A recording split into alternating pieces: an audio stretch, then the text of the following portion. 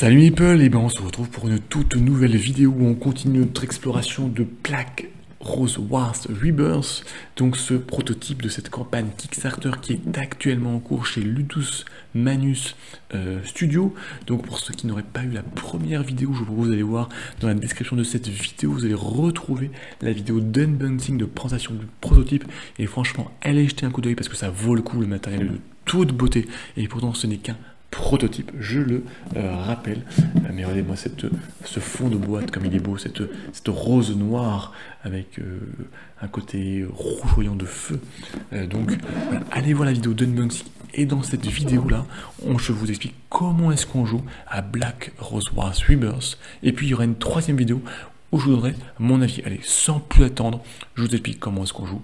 On se retrouve sur la table de jeu. Voilà, je vous ai fait une mise en place pour 4 joueurs. En fait, de toute façon, c'est toujours la même mise en place, sauf que on va supprimer ici des loges, en fait, des tuiles de départ. Sinon, la mise en place est quasi toujours la même, le même nombre de tuiles. Alors, on place ici au centre la tuile de la rose noire, avec ici la salle du trône qui est adjacente, peu importe le côté.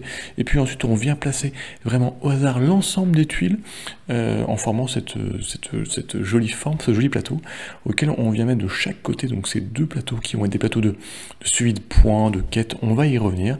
Et puis on vient passer ici aux extrémités les salles de départ de nos mages. Donc là j'en ai mis 4 mages, mais on aurait pu faire jouer à 3 ou à 2 mages, enfin, en fonction du nombre de joueurs. Ça c'est la première chose. Ensuite ici on a le plateau des points. Donc ici on a une piste de points, donc chaque joueur a son petit token, plus la rose noire. La rose noire a son token de points aussi, elle va pouvoir déclencher la fin de partie, c'est possible. Donc ici on a une piste de score avec plusieurs éléments importants, ici à 6, 18 et 30. Alors comme on le voit, ces petits cubes, on peut les déplacer en fonction pour pouvoir un peu moduler la partie. Mais voilà, sinon de base, on vous conseille de mettre ces cubes à 6, 18 et 30. Ce sont 3 temps dans la partie. Tout simplement, lorsqu'on sera entre 0 et 6, on aura des quêtes et des cartes événements d'un certain type. Dès qu'on va passer au-dessus de 6 jusqu'à 18, on va rentrer dans une deuxième phase de lune, une demi-lune, donc des cartes d'événements et des cartes de quêtes qui vont être différentes. Et puis lorsqu'on va passer le 18, donc jusqu'à 30, on sera sur la pleine lune, donc encore des cartes de quêtes et d'événements différentes. Et ensuite à 30, dès qu'un joueur dépasse les 30 points, c'est la fin de partie, on va compter le nombre de points de victoire pour se déterminer le gagnant, si je peux dire, le vainqueur. Donc chaque joueur récupère un plateau personnage, une fiche de personnage. Donc là j'ai pris Ricard par exemple. Donc chaque personnage vient avec 3 cartes de sorts qui lui sont liées. Le joueur en choisit une et il met les autres cartes de côté. Elles lui serviront plus tard dans la partie. Donc là il prend une seule carte de sort. Ensuite il va choisir une des 6 écoles présentes dans la partie. Donc il choisit laquelle il veut. Par exemple, on va prendre ici la divination X. Il va prendre cette école et surtout il va regarder derrière. Il y a 2 listes de 6 cartes. Il va pouvoir choisir quelle liste il veut prendre. Il va prendre les 6 cartes correspondantes à la liste pour constituer sa main de départ. Donc il prend ces 6 cartes. Donc moi je les ai déjà préparées. Elles sont ici. Donc tac. Je me retrouve avec 6 cartes donc préparées. Donc auxquelles je viens ajouter donc la carte que j'ai gardée, je mélange, et tout ça, ça va former mon deck de départ, tout simplement. Donc tous les joueurs font pareil, donc une carte, donc chaque personnage a ses 3 cartes de départ, hein.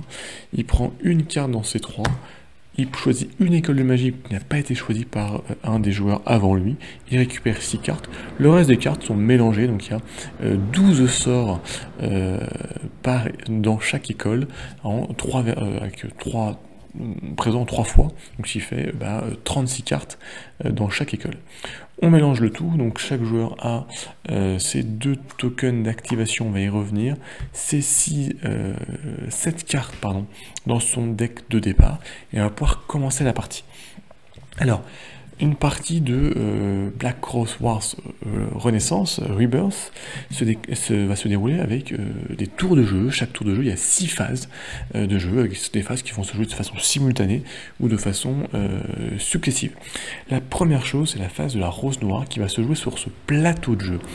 On a ici des cartes d'événements, donc comme je vous disais, des cartes d'événements de lune, demi-lune ou pleine lune, donc ça va dépendre de dans quelle zone on se trouve en fonction du nombre de points. Alors on change dès qu'un joueur, un seul joueur, franchit la barrière, donc ici on va passer en demi-lune dès qu'il y a un joueur, voilà, même si les autres sont à la traîne, dès qu'un joueur donc, va dépasser les 6 points de victoire, on va remplacer ces cartes événements avec les cartes d'événements de demi-lune, et pareil pour les cartes de quête.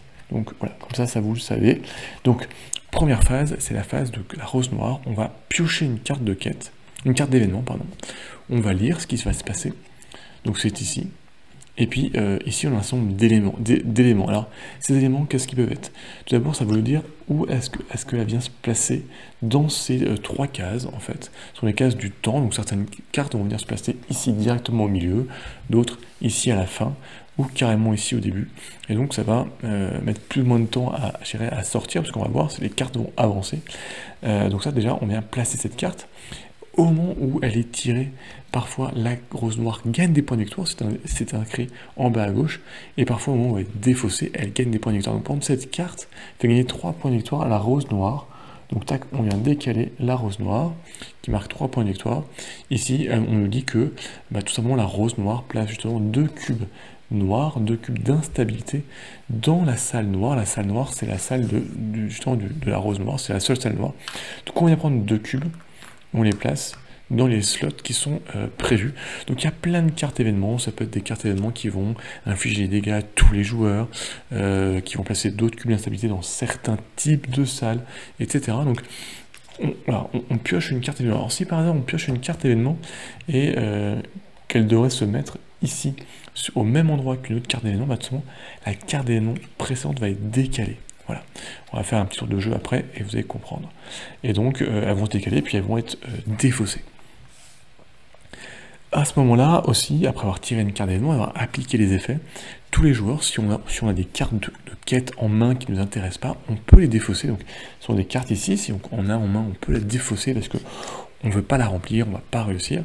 Par contre, ce qui se passe, c'est que la rose noire marque des points de victoire parce qu'on a échoué dans notre quête. Donc, dans les cartes de quête de début de lune, c'est 1 point de victoire. 2 points de victoire si on défausse une carte de quête en demi-lune. Et en pleine lune, c'est 3 points de victoire. Et en revanche, à ce moment-là, si nous n'avons aucune carte de quête en main, c'est impossible. On doit en piocher une, ce qui est le cas au début du jeu, puisqu'on commence sans quête, et on pioche une quête qui bien sûr est secrète, qu'on va mettre dans notre main et qui va nous demander de faire certaines choses pour gagner des points de victoire ou gagner de l'expérience. Voilà. Donc nos cartes de quête, on peut venir les mettre ici sur le côté. Ensuite, on va faire une phase d'étude, on va étudier, on va venir un des mages un peu plus puissants. Alors déjà, on va piocher 2 cartes de notre deck qui vont venir de notre main, et ensuite on va pouvoir, donc à tour de rôle, hein, en commençant par le premier joueur, piocher 4 cartes dans les écoles, dans ces 6 écoles, voilà, 4 cartes comme on veut, on va piocher donc 4 cartes, moi je vais prendre là, là, et là par exemple. Donc j'ai pioché 4 cartes, je les regarde et j'en conserve 2 que je mets dans ma main, et les 2 autres cartes vont être défaussées en dessous de l'école à laquelle elles appartiennent. Donc ce qui fait que j'ai une main de 4 cartes au début du tour. Donc chaque joueur va faire ça, hein, on va piocher 2 cartes de son deck, puis 4 cartes dans les écoles, en conserver 2 et rejeter 2 cartes. Et à ce moment-là, on va pouvoir maintenant passer à la phase de préparation. La phase de préparation, c'est le moment où on va préparer nos sorts. Donc là, en fait, on va pouvoir préparer 4 sorts. Alors, il y a 2 types de préparation. Il y a ici les sorts instantanés, donc c'est-à-dire que c'est un sort qu'on va pouvoir jouer quand on veut. Alors que ici, on a des sorts 1, 2 et 3. Il va falloir les jouer dans l'ordre. Donc c'est là où il va falloir un peu étudier, essayer de savoir ce que vont faire les autres joueurs, d'anticiper les déplacements, d'anticiper les mouvements, pour pouvoir activer notre sort au bon moment, pour qu'il puisse avoir l'effet. Donc là, vraiment complètement au hasard, pour vous donner un petit peu une idée, je peux mettre ici en carte de sort instantané. Ici, on va mettre en 3. Tac et tac. Voilà, par exemple. Donc on va tous faire notre phase de préparation. Une fois que cela est fait, on va passer à une phase d'activation. Donc toujours en commençant par le premier joueur. Alors ce jeton premier joueur d'ailleurs, il peut bouger au sein même des phases, parce que certaines cartes, certains événements vous demandent de faire bouger ce jeton premier joueur. Donc ça vient un peu perturber les actions, il faut anticiper tout cela. Lors de la phase d'activation, chaque joueur va pouvoir faire une ou deux actions, puis ça va être au joueur suivant de jouer, et on va passer comme ça de joueur en joueur jusqu'à ce que tout le monde ait fait ces 6 actions, parce que on a 6 actions qu'on peut jouer, parce que on a 4 sorts, donc les sorts sont à chaque fois une action, et puis on a 2 tokens ici qu'on va pouvoir dépenser, donc 4 sorts à jeter, à lancer plutôt, et 2 tokens à utiliser, ça fait 6 actions chacun. À notre tour de jeu, on en fait donc une ou deux, et on passe au joueur suivant, et on tourne comme ça. Alors, quelles sont les actions qu'on peut faire? D'abord, c'est l'action de déplacement. Donc pour ça, j'utilise un de mes tokens que j'utilise. Le déplacement, c'est écrit sur notre carte. On peut se déplacer de façon dans les salles qui sont reliées. Donc jusqu'à 2 salles. Lorsque, avant de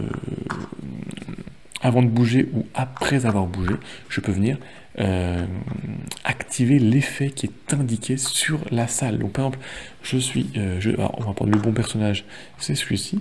On va dire que je suis dans l'arène. On va mettre les personnages, on a un peu bougé, c'est le début de la partie à un peu bougé. Donc ici, je peux, avant de bouger, me dire, bah tiens, je vais faire l'action de la salle, qui est de l'arène, qui est d'infliger un dégât à une zone autour de moi. Donc par exemple, je peux ici infliger un dégât à mon gentil camarade. Donc dans ce cas-là, je prends un cube de ma couleur. Donc moi, je suis par exemple rouge, et je vais le mettre. Je vais prendre un plateau. Voilà, donc ça serait mon camarade. Et donc dans ce cas-là, je viens mettre ici un dégât dans sa colonne de points de vie. Et ensuite, je peux me déplacer. Donc je peux venir ici dans la salle en rose-noir, ou ici par exemple. J'aurais pu, donc avant de me déplacer, j'aurais pu plutôt activer, si je voulais, ici, en arrivant l'effet de la salle, pour ici, de piocher une mission supplémentaire. Donc ça aurait pu avoir d'autres effets et d'autres quêtes à réaliser. Ça, c'est la première action, c'est le déplacement. La deuxième action, c'est le commandement, c'est de dire, en fait, d'activer un de ces monstres qu'on a invoqué. Donc si j'avais invoqué un colosse au tour précédent, par exemple, et je pourrais utiliser un de mes tokens, pareil, je le retourne, pour activer un colosse et l'utiliser. Donc là, il y a des cartes ici d'activation, plutôt des cartes de caractéristiques. Donc si je prends le colosse, par exemple, ici j'aurai donc une carte de colosse que j'aurai avec moi, qui me dit de combien il peut se déplacer de salle, les points de vie, les dégâts qu'il inflige. Donc par exemple, je peux faire ici, s'il est ici, déplacement de 2, je viens ici et infliger 3 dégâts à mon petit camarade. Donc je viens activer, donc ça c'est la deuxième phase, c'est activer un personnage que j'ai un monstre que j'ai invoqué. La troisième action possible, c'est de jeter un sort, donc d'utiliser des sorts que j'ai préparé. Alors soit j'utilise le sort qui est préparé, qui est instantané, si je peux dire, à n'importe quel moment, soit j'utilise un des sorts que j'ai lancé, donc forcément le sort du numéro le plus bas, ou le plus à gauche en fait. Donc c'est vraiment dans l'ordre que je les active. Je ne veux pas commencer par celui-ci, ni par celui du milieu, mais forcément par le sort ici le plus à gauche. Donc je le retourne et je vais déclencher les effets. Alors il y a différents types de sorts. Il y a des sorts d'attaque qu'on va pouvoir, donc c'est des sorts qui vont dire un certain nombre de dégâts à différentes distances sur vos camarades. Alors les lignes de vue, tout simplement, c'est il faut avoir la salle en ligne de vue, donc à travers les portes. Donc ici, mon personnage est en ligne de vue de ce personnage. En revanche, si lui-ci, je n'ai pas de ligne de vue, parce que là, je passe à travers le mur. Donc c'est vraiment ces sortes de grandes lignes droites. Donc ce sont des sorts d'attaque que je peux lancer. Ça peut être des sorts de soins, ça peut être des sorts aussi de protection. Alors un sort de protection, lorsque j'ai un sort de protection, je l'active, je le dis aux autres joueurs, mais je leur révèle pas, je leur dis pas ce que c'est.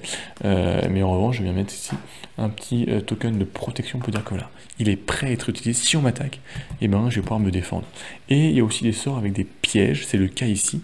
C'est un piège, donc pareil, je ne le dis pas, bien sûr, je dis juste j'ai activé un piège, je ne dis pas où. Donc par exemple ici c'est un piège dans toutes les salles rouges et jaunes, donc dès qu'un joueur va rentrer dans une salle jaune, je vais pouvoir dire hop hop hop, il y a un piège, tu déclenches un piège, et tu vas pouvoir infliger le mage qui vient d'entrer. Donc ici par exemple, si j'avais activé ce piège tour précédent, j'aurais mis ici mon petit token de piège, mon camarade se déplace dans une salle jaune, je dis hop là, il y a un piège, et donc comme me dit la carte, elle me dit que j'inflige un dégât au mage, et puis je peux convertir un token, un cube d'instabilité, hein. C'est le fameux cube, hein. Donc là si par hasard il y avait des cubes qui étaient placés, et bien c'est écrit que je peux convertir un cube de la couleur du joueur qui est dans la salle avec le mien, donc j'aurais pu enlever le jaune si le joueur était jaune, et mettre un rouge à la place. Voilà. Donc ce sont des sorts des pièges qui peuvent être préparés. Ce sont des sorts d'attaque comme ici. Hein. Les sorts d'attaque, il y a leurs sorts qu'on jette. Hein. Il y a deux types de sorts. On doit les orienter au moment de la préparation. C'est important puisqu'on va activer celui qui est face visible en fait, hein, au fur et à mesure. Donc je fais deux actions. La dernière action possible, l'avant-dernière action possible, c'est le combat, tout simplement. Donc je peux ici infliger 2 dégâts à un mage qui serait dans ma même salle. Donc là c'est vraiment des dégâts de base, si j'ai plus de sorts à lancer ou si j'ai pas de bonnes cartes à faire.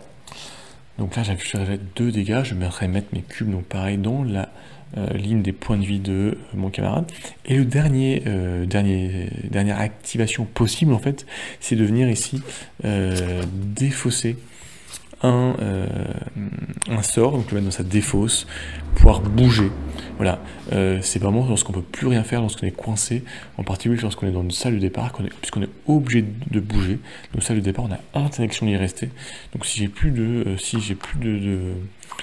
j'étais tué, on y reviendra quand ce qui se passe quand on est tué, mais quand on est tué, on repart dans notre salle de départ. Si j'ai plus de sort qui permet de me déplacer, puisque j'ai pas le droit de rester, il faut que j'utilise cette fameuse dernière action, qui n'est pas plus une action de la dernière chance, de défausser un sort, pour sortir de ma zone de protection, de la zone de réapparition.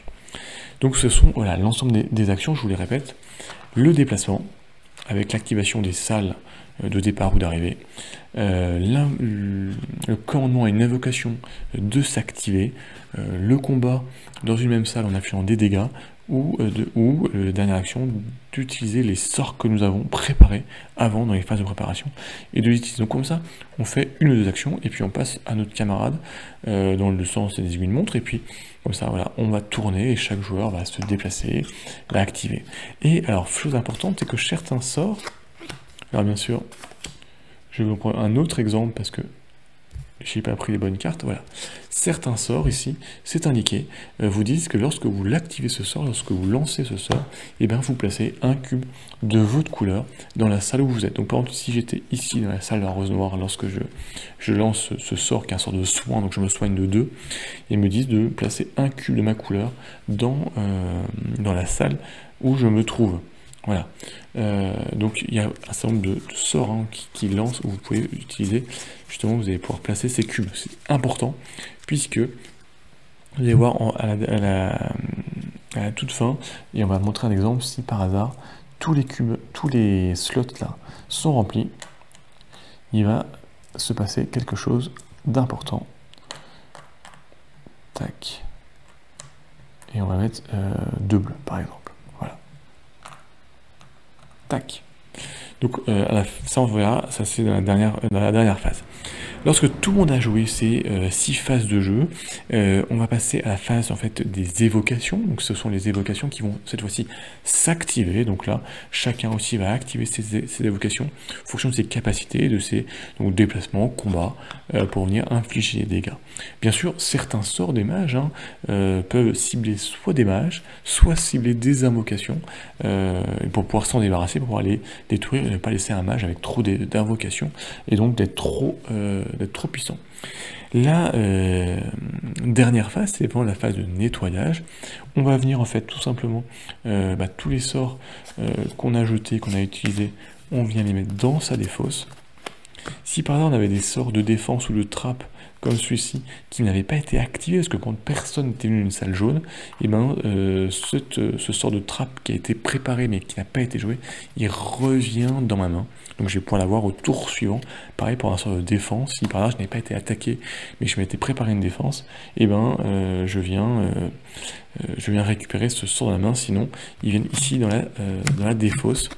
Et donc qu'est-ce qui se passe lorsque vous avez une salle où tous les slots sont remplis? Alors ici la salle de la rose noire c'est très long, mais il y a des salles où c'est très très rapide, hein. Il vous suffit de 5 cubes, voire de 4 cubes pour qu'elle soit réparée. Alors à ce moment-là, on retire tous les cubes. Donc par exemple, si le jardin avait été complètement rempli, on retire tous les cubes et on va retourner la salle. Alors avant de retourner la salle, on regarde ici, il y a 3 petits drapeaux avec des points, des numéros. Donc ici, par exemple, le jardin c'est 2, 0, 0, la salle de la rose noire c'est 5, 2, 1, et bien tout simplement on regarde quel joueur a le plus contribué à la réparation de cette salle, et le joueur qui a le plus contribué marque 5 points, le deuxième 2 points, et les autres marquent 1 point de victoire. Alors ici dans le jardin, le premier joueur, celui qui a le plus contribué, va marquer 2 points de victoire, et les autres joueurs ne marquent aucun point de victoire. Donc on vient ici marquer les points de victoire des différents joueurs, hein, et on vient comme ça avancer sur cette échelle. Je vous rappelle, lorsqu'on passe le 6, on change les cartes de quête et d'événements avec les demi-lunes. Lorsqu'on passe le 18, on passe avec les pleines lunes. Donc on vient ici retourner. Donc par contre, on viendra ici retirer tout ça. Alors bien sûr, ça peut être la rose noire, hein, qui marque le plus de points de victoire. Et on vient retourner. Alors, quand on retourne, on place comme ceci. Donc là, il y avait aussi le jardin, par exemple. Les joueurs qui étaient présents restent à l'intérieur. Et qu'est-ce qui se passe ensuite? Eh bien, on va venir prendre l'effet de la salle.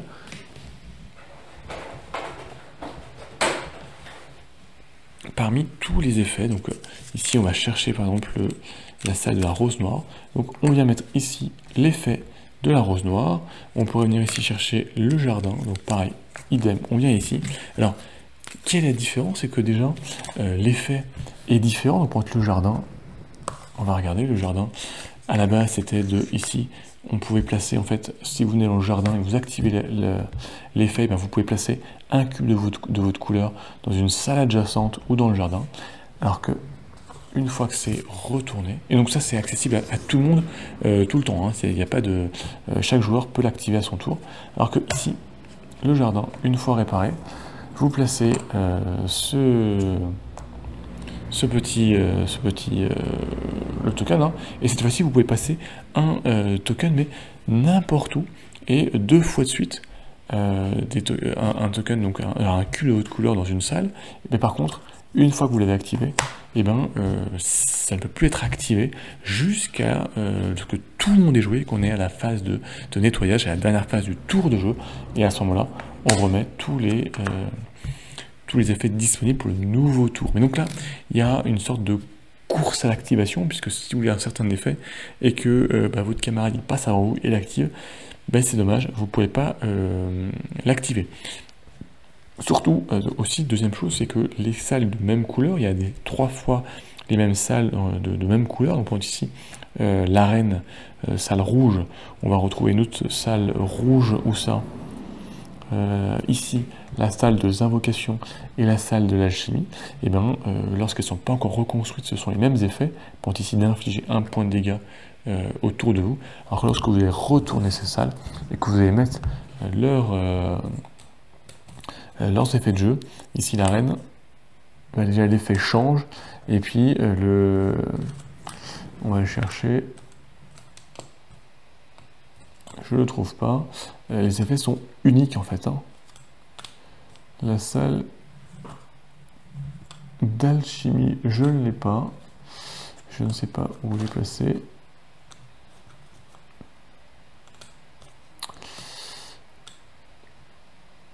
Bon, je le trouve pas. Je sais pas pourquoi, je l'ai dû oublier. Donc, ah oui, il est là. Voilà, la salle d'alchimie, elle est là. Et bien, les effets sont différents. Donc ici, par exemple, ça permet de piocher 3 cartes de votre grimoire. Donc en fait, 3 cartes supplémentaires, d'en rejeter une, et donc d'avoir une main, d'avoir une main un peu plus conséquente, donc d'avoir plus de choix pour le tour suivant, pour préparer, puisque vous allez pouvoir piocher, prendre 3 cartes que vous allez garder en main. Et au tour suivant, lorsque vous allez devoir étudier, vous allez piocher 2 cartes supplémentaires, plus 4 cartes, je vous rappelle, dans les écoles de magie, vous allez en garder 2, et donc ça va vous faire vraiment une main beaucoup plus conséquente pour pouvoir choisir les 4 cartes que vous allez préparer. Donc c'est vrai qu'au début, on joue avec 4 cartes, on est un peu limité, puis ensuite on va avoir une main qui va s'étoffer et avoir de plus en plus de choix. Donc préparer, c'est davantage, de meilleure façon, nos activations. Donc ici, c'est... Alors que ici, pour contre, là, la reine, ça va vous permettre d'activer un sort, un peu n'importe lequel, qui est présent, donc de lancer un autre sort. Donc c'est complètement différent des effets de l'alchimie, alors que en phase non réparée, elles ont le même effet d'infliger des dégâts. Donc voilà, donc je dirais, voilà, on a fait les 6 tours, c'est assez simple. Donc c'est la phase ici d'événements de la rose noire, la phase d'étude où on pioche 2 cartes de notre grimoire, 4 cartes des écoles de magie, on en garde 2, on en défausse 2, ça nous fait notre main. La 3e phase, phase de préparation, on vient passer nos 4 sorts ici. 5e phase, 4e phase, on s'active, donc une ou 2 actions de façon comme ça alternée jusqu'à ce qu'on ait fait nos 6 actions. La phase des évocations qui vont s'activer, et la dernière phase, on vient nettoyer, on vient rendre disponibles les effets qui ont été activés, les salles qui sont complètement réparées, on vient les retourner, et on passe à un nouveau tour de jeu. Alors, plusieurs choses. Qu'est-ce qui se passe lorsque un joueur est vaincu? C'est-à-dire que lorsque je viens ici, j'ai rempli tous les cubes. Alors, on va faire tac, tac, tac.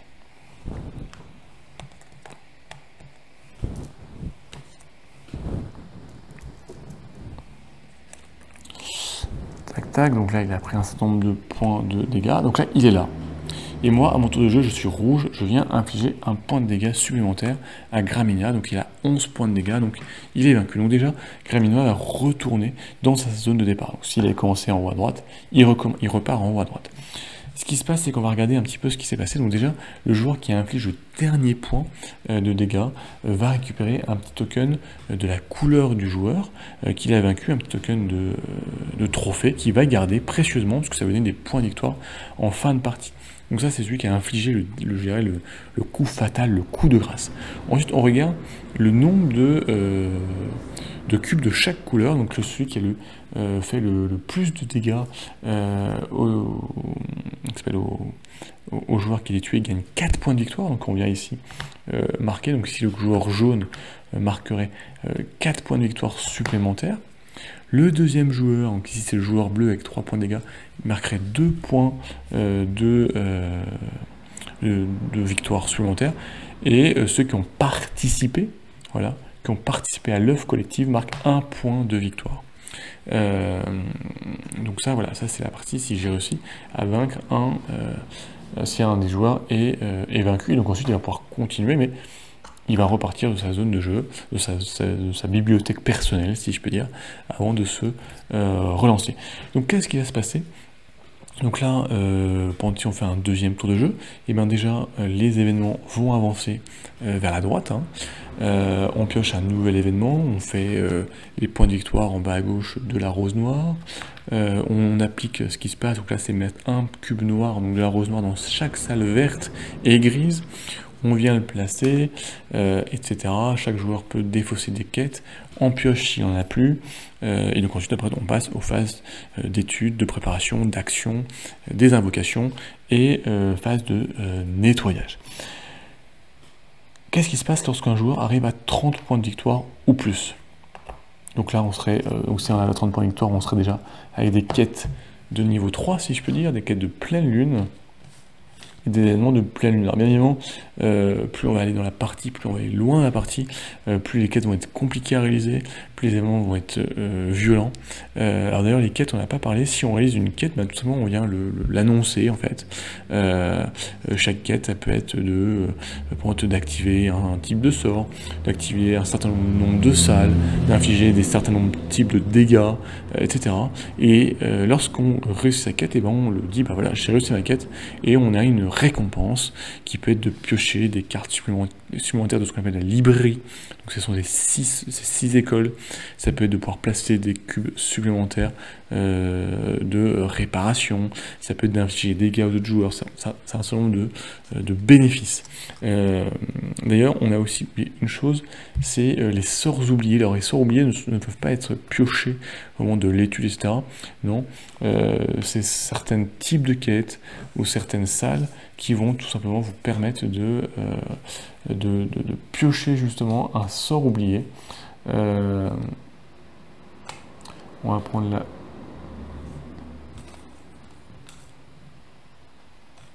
Je n'ai plus la salle du trône, c'est pas grave.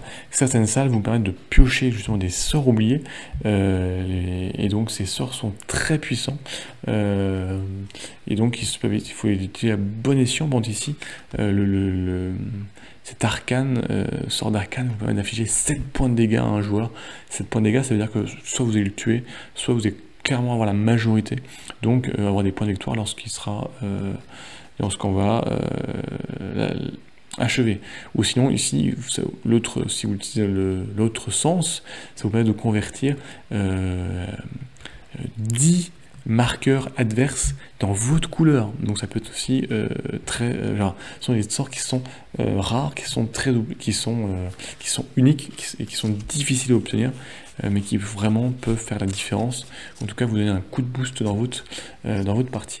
Donc quand on arrive à un joueur qui a au moins 30 points de victoire, ou la rose noire d'ailleurs, à 30 points de victoire, c'est la fin de partie. Donc à ce moment-là, on va compter les points de victoire.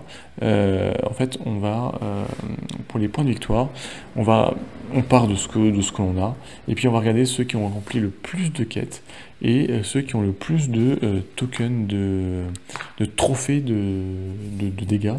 Donc en fait, celui qui a la première place dans les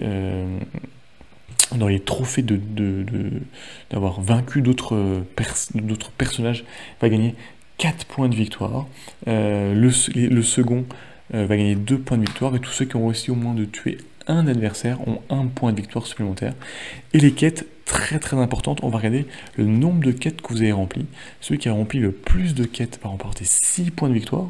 Celui qui a le deuxième plus grand nombre de quêtes remplies va gagner 2 points de victoire. Et tous ceux qui ont moins rempli une quête gagnent 1 point de victoire. Alors attention à ce jeu-là, si on n'a pas fait attention, si on a trop tardé, si on a trop défaussé des quêtes qui ne nous intéressaient pas et donc fait gagner des points de victoire à la rose noire, et bien ça peut être la rose noire qui va gagner la partie, et aucun de nos mages n'aura réussi à monter sur le trône de cette nouvelle rose ressuscitée. Voilà, on a fait le tour des règles de Black Rose Wars Rebirth, qui sont pas très compliquées, on va y revenir, mais une très grosse profondeur dans les écoles de magie, dans les combos possibles, dans l'apprentissage des sorts. Et ben voilà, vous savez tout, comment est-ce qu'on joue à ce jeu d'affrontement, entre mages, dans cette loge de la rose noire qui a été détruite, et qu'il faut reconstruire après les événements du premier titre de la gamme. Donc là on reconstruit, on rénove et on essaye de s'emparer de ce titre de monter sur le trône de mage de la rose noire, et donc de réussir à la dominer, de dominer nos adversaires. Donc c'est un jeu qui est pas très compliqué en termes de règles, mais qui est très profond en termes de possibilités d'écoles. Et encore là, on n'est que sur 6 écoles. Je ne doute pas qu'il y aura des écoles en stretch goal. Et si par hasard vous avez le premier Kickstarter, vous avez déjà beaucoup d'écoles qui peuvent être utilisées. Donc vraiment beaucoup de sorts et d'écoles à foison. Donc c'est ça qui fait la richesse, la rejouabilité et peut-être un petit peu la complexité du jeu. Voilà. Mais je vous dis pas plus de mon avis. On se retrouve pour la dernière vidéo d'avis très rapidement, et puis voilà, en tout cas voilà, pour vous donner tout mon avis sur ce jeu, même si vous commencez déjà à sentir ce que j'en pense. N'hésitez pas, si ce n'est pas déjà fait, à vous abonner, à liker ou à partager. En attendant, allez faire un petit tour sur la campagne Kickstarter de Ludus Magnus Studio qui est actuellement en cours, et puis on se retrouve nous pour de toutes nouvelles aventures très très vite. Ciao les people.